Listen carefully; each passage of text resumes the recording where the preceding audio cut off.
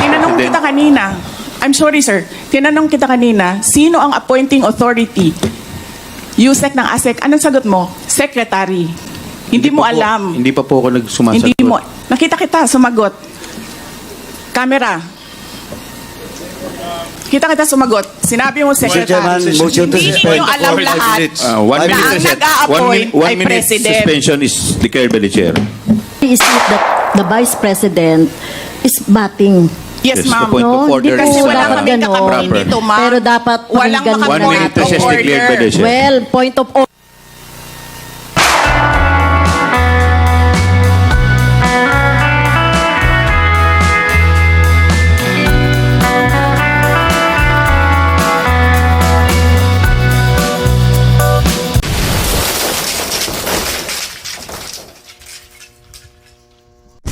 Good day mga idolo, welcome back to my channel. So for today's vlog mga idolo is ito na umattend na mga idolo itong si BP Inday Sara Duterte dito sa Congress hearing mga idolo, no? Haharapin niya na itong mga kongresista mga idol na nag-contempt sa kanyang chief of staff na si Attorney Zulaika Lopez mga idol. So yun mga idol, tara. Panoorin natin mga idol yung magiging ganap, yung magiging yung action na magiging yung action na magaganap dito mga idol. Alright. Mr. Chair, while you are suspended, may we respectfully request that all the employees of the Office of the Vice President sit together so that we can easily confer with each other, because the other employees are quite few seats away from us. So we want to sit together so that we can confer easily with each other. Please. Thank you. We will now proceed to the next. Ba't kasi pinaglalayo-layo nyo mga idol? No? Itong mga kongresista na to pinaglalayo-layo. Alam nang magkakasama yun Dapat tabi-tabi, di ba? Ang malalupit yung mga plano nito mga idol Pinaglalayo, magkakasama yun. Next item in our agenda. Wala na po Mr. tayong... Chair, respectfully, may I say something? Yes, Honorable. Mr. Chair. Yes. Honorable Vice Mr. Chair. President, before I recognize you, would you like to take your oath? Yeah. I will Mr. only Chair. recognize you if you will take your oath. Okay. Okay. Let's do this. Please administer the oath of the Honorable Vice President. Your Honor, please raise your right hand. Do you swear to tell the truth, the whole truth, and nothing but the truth in this inquiry, so help you God? Yes. The oath has been administered, Your Honors. Thank you. I will recognize you now, Okay. Honorable Vice President. Yes. Mr. Chair, the position of Undersecretary and Assistant Secretaries and other appointed positions are positions of trust and confidence by the appointing authority. The resignation letters of the USECs and the ASECs of DepEd were accepted by the appointing authority. And who is that? Mr. Chair? The President of the Republic of the Philippines. It is not the Secretary of the Department of Education. So you ask the President of the Republic of the Philippines why he accepted the resignation of the USECs and the ASECs.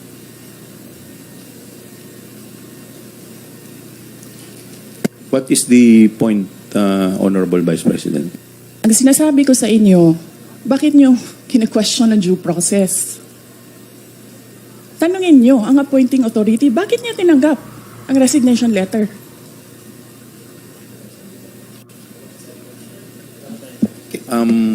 Madam Vice President, Yes, sir. we will... wala pa po tayo dun sa usapin na yon. Sa anong usapin, sir? Later po sa binabanggit po ninyo. Sa anong Wala pa po tayo sa period of interpellation. Bubuksan ko pa lamang po ang period of interpellation. Yes, sir. Nandun na kayo sa topic. Hindi po tayo nag-i-interpellation Madam ngayon. Vice President, nag-uusap po muna ang mga miyembro. Yes, so, sir. please do respect. Yung Yes, mga, I am very respectful. I am dovetailing from Congressman Marcoleta. The appointing authority is the President of the Republic of the Philippines. Why are you questioning due process in a discussion of resignation of USECs and ASECs? Wala pa pong nagtatanong about that, Madam Vice President. Sir, kinontempt nyo Madam- na, sir, dinetain nyo na yung tao. for due process. Madam Vice President, Sir, nasa loob ng detention ang tao because you questioned due process. Asaan ang explanation ng due process ninyo doon? Nasaan? Madam Vice Tinanong President, kita kanina, I'm sorry sir, tinanong kita kanina, sino ang appointing authority? USEC ng ASEC, anong sagot mo? Secretary. Hindi mo alam. Hindi pa po ako nagsumasagot. Hindi mo. Nakita kita, sumagot. Camera.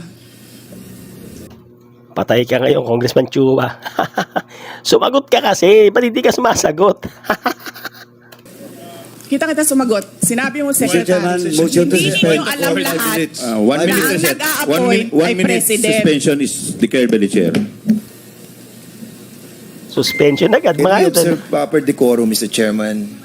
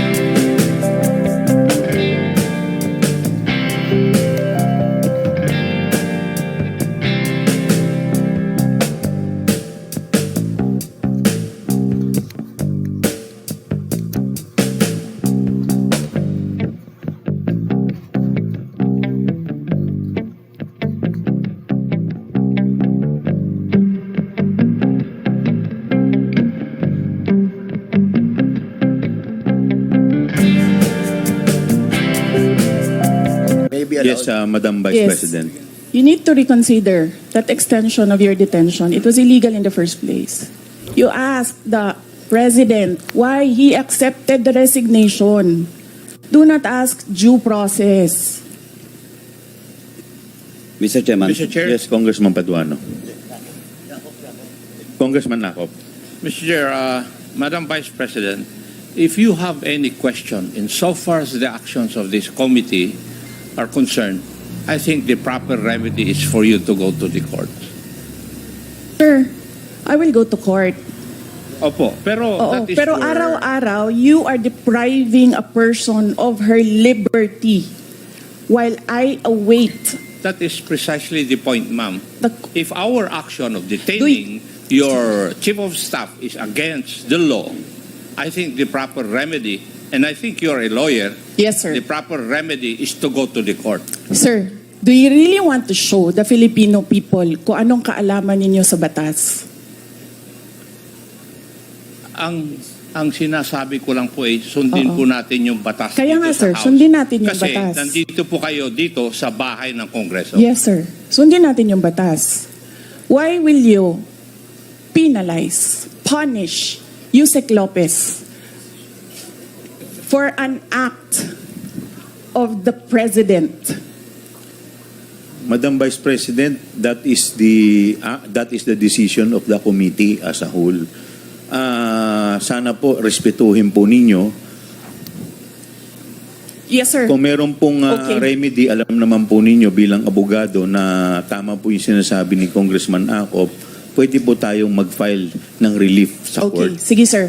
Tinutulungan ko lang kayo, sir, kasi napapahiya ang Pilipinas. Ganito ba ang House of Representatives? Tinutulungan ko lang kayo. Maraming salamat po, Madam Vice President.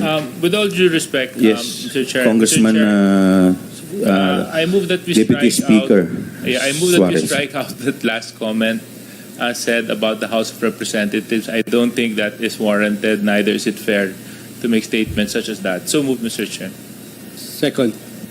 Is there any objection? Hearing none, the motion is carried. And Mr. Chairman, Yes, Congressman Dan may we remind all the Fernandez. resource persons to address the chairman kasi nakakawala po ng respeto sa committee na to kung hindi po natin i-address ang chairman. Maraming salamat po, Mr. Chair. Thank you. We will now continue to the next item in our agenda. We will now proceed to the interpellation proper. The first two Planado nila yan mga idol na talagang kinontempt nila yon.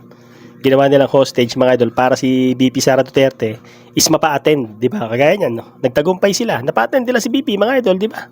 Yun talaga yung plano nila mga idol ng mga kongreso na yan. to interpolate is the Honorable Congressman Acop.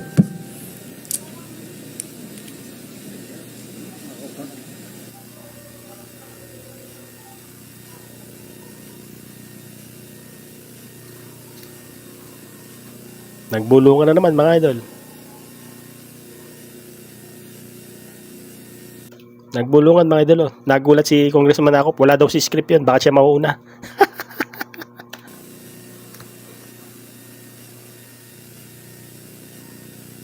Thank you, Mr. Chair. May I ask Mr. Edward Farda?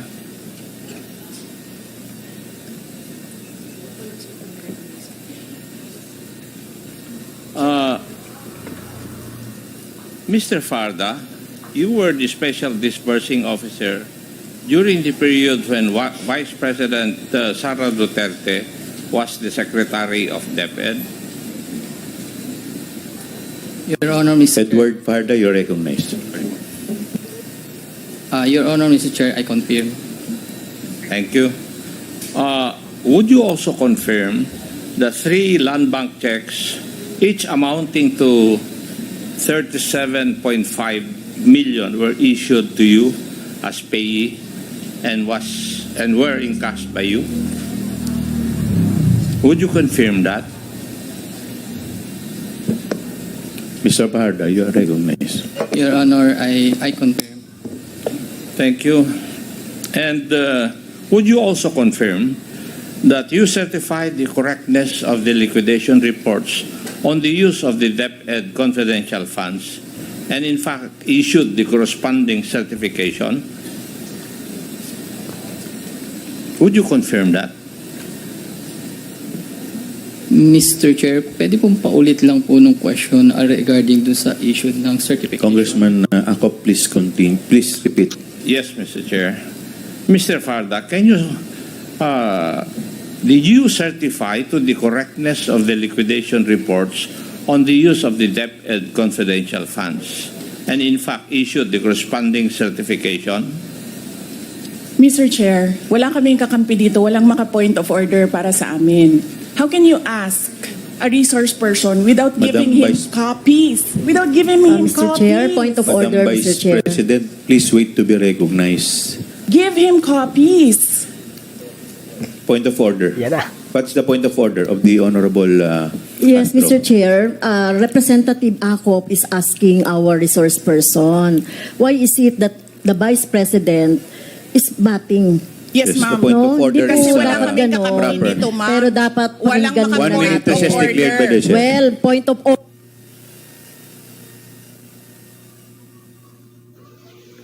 Yan talaga mga idol, matindi niyang kalaban dyan eh. Lahat ng kongresista. Number 1 yan, si ano? Si Congressman Franz Castro mga idol.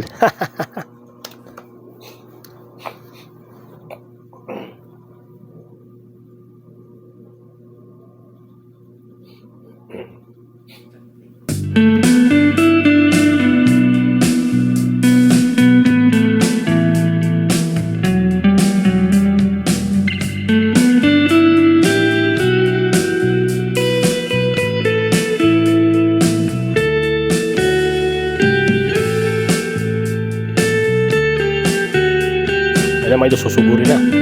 Susugurin na si Congressman Chua. Yari ka.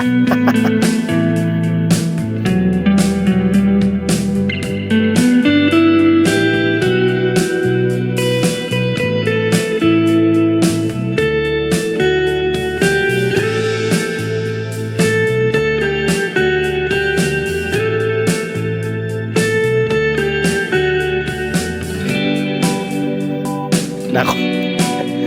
Na-corner na naman si Congressman Chua, mga idol.